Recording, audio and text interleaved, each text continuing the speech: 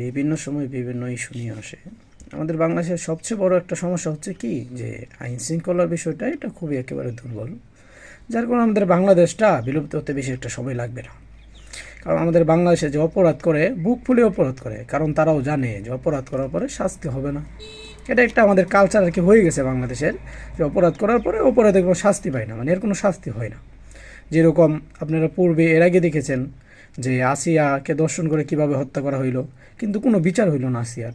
তো ঠিক অনুরূপভাবে এখন আবার রামেশাকে দর্শন করে হত্যা করা হইল, এর কোনো বিচার হবে না, এটাই এটাই আশা করা যায়।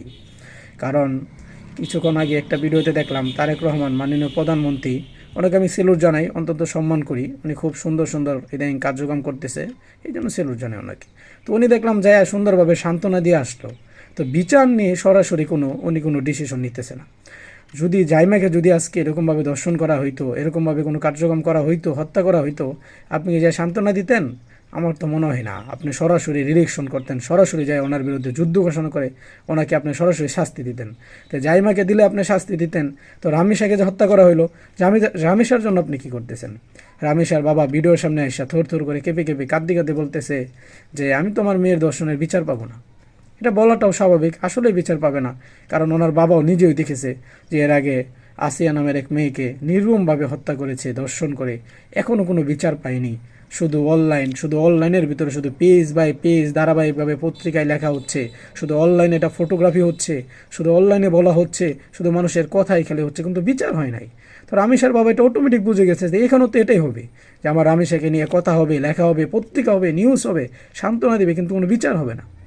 তো এইভাবে যদি একটা দেশ চলে, এক পর্যায়ে আমার মেয়ে বা আমার বোনকে দর্শন করে এইভাবে মারবে না, তার কি গ্যারান্টি আছে?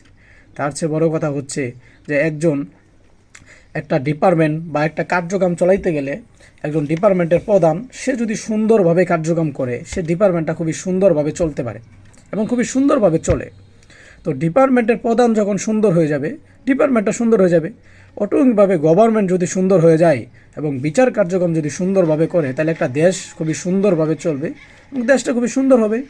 ঠিক অনুরূপভাবে আমার মনে হয় রাষ্ট্রপতি যিনি দায়িত্বে আছেন, আমার মনে হয় রাষ্ট্রপতি উনি মনে হয় এর সম্পর্কে কোনো কিছু বুঝে না, বিচার শৃঙ্খলা সম্পর্কে কোনো কিছুই বুঝে না আমার মনে হয়। অথবা মনে হয় রাষ্ট্রপতি মনে হয় ওই যে ভিকটিম যিনি আছেন, সাসপেক্ট যিনি আছেন, যিনি অপরাধ করেছেন, আমার মনে হয় ওনার সাপোর্ট নিচ্ছে। তা না হলে যে জায়গায় নিজে স্বীকার করছে যে আমি ধর্ষণ করছি, আমি খুন করছি, এ জায়গায় তো এত আইন শৃঙ্খলা এত কিছু কোনো কিছু দরকার নেই, থানা পুলিশ কিছুই দরকার নেই। ওনাকে ডাইরেক্ট প্রকাশ্যে এনে ডাইরেক্ট অনেক শাস্তি দেওয়া দরকার, এত কোর্ট কাছারি কোনো কিছু দরকার নেই, কারণ উনি নিজের মুখে স্বীকার করছেন।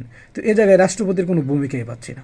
রাষ্ট্রপতির কাছে একটা অনুরোধ, প্রধানমন্ত্রীর কাছে একটা অনুরোধ, যে আপনার রাষ্ট্রপতি যদি রাষ্ট্রপতির চেয়ারে বসে থাকতে পারে, রাষ্ট্রপতির চেয়ারের মূল্য বুঝে, তবে ওকে রাষ্ট্রপতির চেয়ারে রাখেন, অনুচাত ওনাকে সরাইয়া দেন।